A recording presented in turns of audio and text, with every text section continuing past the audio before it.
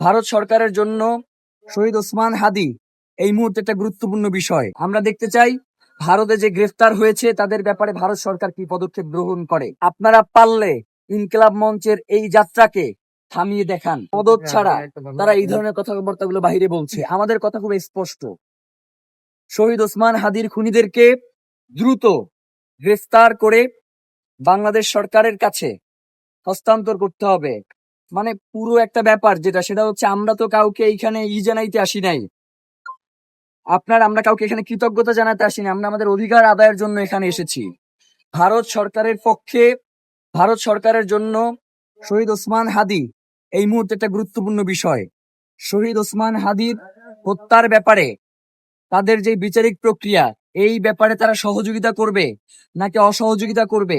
তারা কি সন্ত্রাসীদেরকে লালন পালন করবে, সন্ত্রাসীদের অভয়ারণ্য হয়ে উঠবে, নাকি সন্ত্রাসীদেরকে সুষ্ঠু প্রক্রিয়ার মাধ্যমে হস্তান্তর করে এই বিচারিক প্রক্রিয়াকে সামনের দিকে এগিয়ে নিয়ে যেতে সহায়তা করবে? সেই সময়টা এখন আমাদের সামনে। আমরা দেখতে চাই ভারতে যে গ্রেফতার হয়েছে তাদের ব্যাপারে ভারত সরকার কি পদক্ষেপ গ্রহণ করে।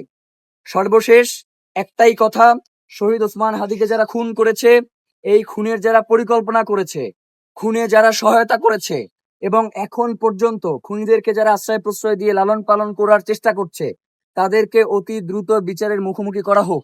এর বাইরে আমাদের আর কোনো দাবি দেওয়া নেই। একটা কথা বলি, সেটা হচ্ছে, অনেকেই মনে করেন যে শহীদ ওসমান হাদি বা জুমা জাবেরকে থামিয়ে দিলে হয়তো ইনকিলাবের যে আজাদির যাত্রা সেইটা সম্ভবত থেমে যাবে।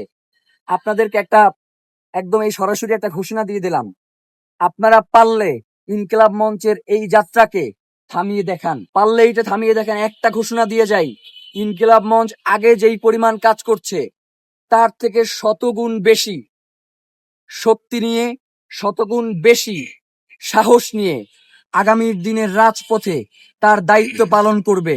এতে ইনকিলাব মঞ্চের ভাই বোনদেরকে যদি শাহাদাত বরণ করতে হয়, তাদেরকে যদি অন্যায়ভাবে জেল জুলুমের শিকারও হতে হয়, তারা এইগুলোকে কোনোভাবেই পরোয়া করে না।